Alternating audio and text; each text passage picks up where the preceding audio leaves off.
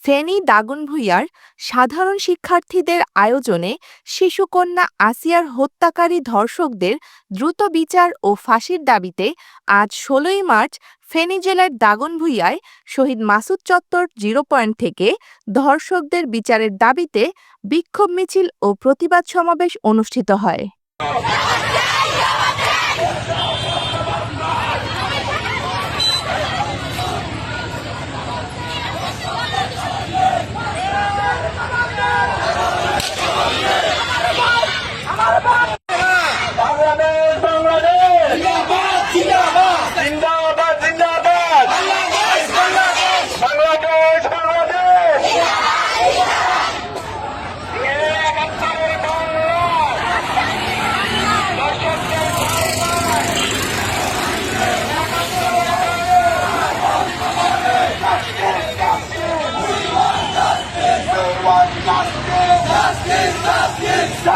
Justice! We want justice! We want justice!